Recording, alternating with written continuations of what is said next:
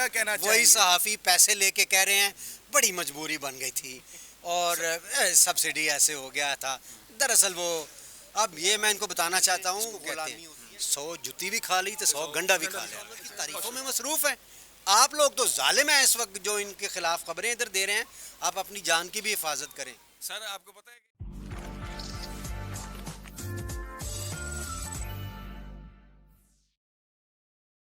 السلام علیکم ناظرین، میں ہوں علی طلعت چودھری اور آپ دیکھ رہے ہیں ATC 92. ناظرین اس وقت ہم ہوما بلاک میں موجود ہیں اور ابرار صاحب یہاں فیصل بھائی کی شہادت پر افسوس کرنے کے لیے آئے ہیں.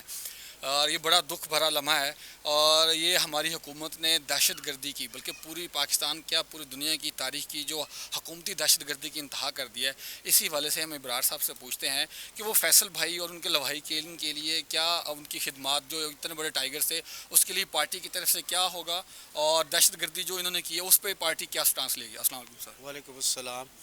پہلے تو میں اس چیز کی شدید مذمت کرتا ہوں اور اس کے بعد پوری قوم سے میں یہ کہتا ہوں کہ متحد رہیں. جن حکومتوں کے پاس عوامی مینڈیٹ نہیں ہوتا وہ اداروں کا غلط استعمال کر کے قتل و غارت کر کے اپنی رٹ قائم کرنے کی کوشش کرتی ہیں. ان کے دن گنے جا چکے ہیں. بہت جلد یہ منہ کے بل گر جائے گی اور اس کے بعد عوام ان کا وہ اشر کریں گے جو سری لنکن عوام نے وہاں کی گورنمنٹ کا کیا تھا. فیصل جیسے لوگ دلیر لوگ ہوتے ہیں جس نے جام شہادت نوش کیا.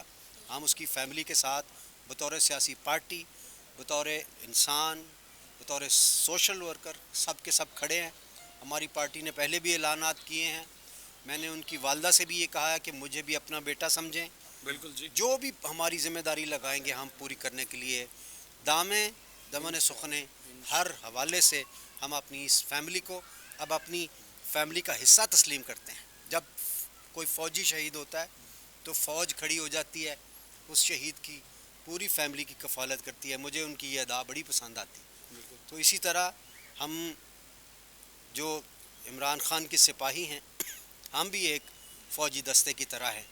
ہم اپنے اس بھائی کی قربانی کو کبھی رائے گاہ نہیں جانے دیں انشاءاللہ. اچھا سر، ماڈل ٹاؤن واقعے پہ ایک گلو بٹ نام کا چہرہ سامنے آیا تھا اور جس کے بعد آکسفورڈ ڈکشنری نے بدماش، ڈاکو، چور، لٹیرے کی جگہ پہ Subscribe and press the bell icon.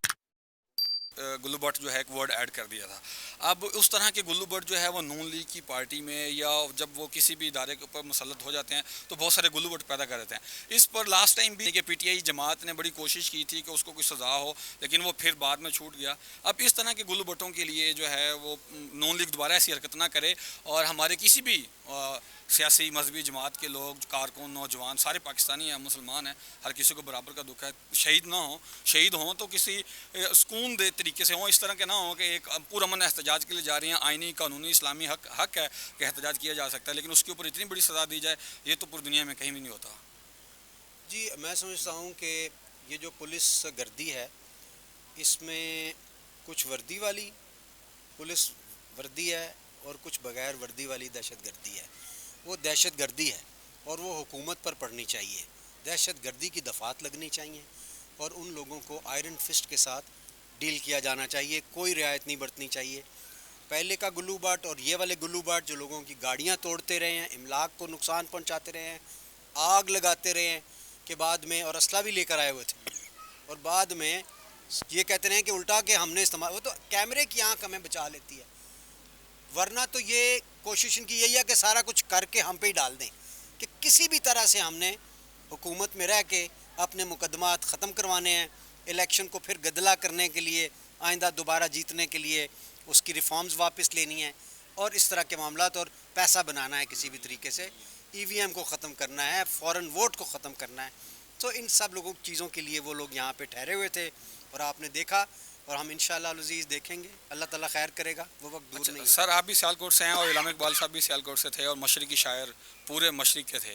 اب ان کی گھر کی اگر عزت چار دیواری چادر کی وہ پامالی کی جا سکتی ہے تو ہم جیسے غریب جو لوگ ہیں یا کارکن ہیں ان کے ساتھ کیا ہوگا؟ اس کے اوپر ہمارے ملکی قوانین کی باقی پارٹیاں جو وہ کیا سٹانس لیتی ہیں؟ مجھے تو دکھ اس بات کا ہے کہ میری فیملی پوری کو گرفتار کر لیا گیا تھا جب ہم وزیر آباد پہنچے ہیں.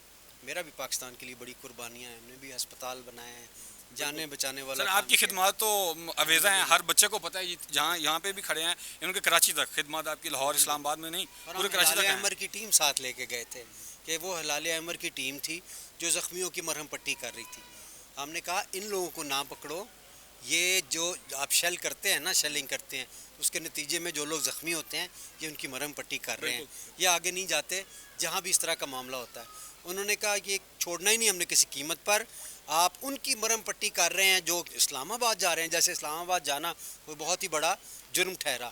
اگر یہ ہلال احمر کی جو IFRC ICRC کو ہم یہ بات بتائیں تو پوری دنیا کی جو ہلال احمر جو 192 ممالک کے اندر ہے وہ ان کا بائیک آؤٹ کرے گی اور اس حکومت کو ایک گھٹیا حکومت کا درجہ دے گی پوری انٹرنیشنلی. ہم تو صرف اپنے ملک کی عزت کے اوپر حرف نہیں آنے دے رہے, اس لیے میں بطور چیئرمین ہلال احمر اس بات کو آگے نہیں کر رہا کہ شرمندگی پھر پاکستان کی ہوگی. ہم نے ان کا ظلم جھیل لیا ہے, وہ لڑکے سارے اندر تھے, ان کو رات رکھ کے تو پھر ہم نے باہر نکلوالا ہے. حالانکہ ان کا کوئی کام نہیں تھا, وہ صرف مرہم پٹی کر رہے تھے. اپنے ساتھ وہ بیگز لے کر آئے ہوئے تھے فرسٹ ایڈ کے, ان کو بھی نہیں انہوں نے چھوڑا. اچھا سر, میرا آخری سوال, سر ہلال احمر کو پولیس نے ہراس کیا, وہ آپ کے ساتھ تھے, PTI کے ساتھ تھے. اب جو سوشل میڈیا کے کارکن ہیں یا ورکر ہیں جن کا PTI سے کوئی تعلق نہیں ہے, وہ رپورٹنگ کرنے کے لیے جاتے ہیں, ہم عام یوٹیوبرز ہیں, جو ہمیں پولیس ہراس کر رہی ہے, اس کے بارے میں پھر کیا آپ سوچتے ہیں؟ اب PTI کو حق, PTI کر رہی ہے, جو کوئی بھی ہم حق سچ بتا رہے ہیں, ہمیں ہراس کرتی ہیں, گاڑیاں ان کے پیچھے ہمارے آتی ہیں, لبرٹی چوک سے اقبال ٹاؤن تک گاڑیاں پیچھے آتی ہیں, اگر اقبال ٹاؤن سے آگے ہیں تو موٹر سائیکلیں پیچھے لگ جاتی ہیں. اس کے بارے میں پھر کیا سمجھنے کی کوشش کریں. یہ 99 والی پالیٹکس کی عادت پڑی ہوئی ہے, جس کو مرضی اپنی بھٹی کے اندر زندہ کو گرا کے اور مار دیا, ختم, ہڈیاں بھی گل جاتی تھی, گلا دیں, جس مرضی کو موت کے گھاٹ اتار دیا. بادشاہ سلامت والی سیاست تھی, ان کو عادت پڑی ہوئی ہے, وہ کیسے چھوڑ دیں؟ یہ تو کیمرہ آ گیا, آپ لوگ لے کے آتے ہیں, وہ تو دانت پیستے ہیں. کیا ابھی سارے چینل بند کیے ہوئے کہ نہیں انہوں نے؟ صرف ARY ہے, وہ بھی ادھر ادھر بھٹکاتے رہتے ہیں. سارے کے سارے چینل اس وقت بادشاہ سلامت کی تعریفوں میں مصروف ہیں.